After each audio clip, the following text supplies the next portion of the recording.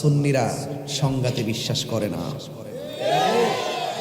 সুন্নিরা বোমাবাজি বিশ্বাস করে না, সুন্নিরা দুর্নীতি বিশ্বাস করে না, সুন্নিরা সুদকে পছন্দ করে না, সুন্নিরা সুদখোরকে পছন্দ করে না, সুন্নিরা ঘুষখোরকে পছন্দ করে না, সুন্নিরা মারামারি পছন্দ করে না, সুন্নিরা হক কথা বলে, ন্যায্য কথা বলে, উচিত কথা বলে। এরপরেও যদি সুন্নিদের মৃত্যু হয়ে যায়, হয়ে যাবে, ঠিক কিনা? আমরা আদম সন্তান,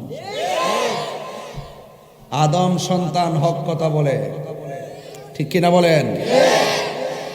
আমাকে বিষয় দিয়েছেন খুব চমৎকার। আপনারা জানেন আমার পূর্বের আলোচকগণ সবাই আলোচনা করে গেছে, আমার ব্যাপারে অনেকে অনেক কথা বলে গিয়েছেন, ফেসবুকে অনেক কথা আপনারা শুনেছেন। এটা একটা গভীর ষড়যন্ত্রের অংশ।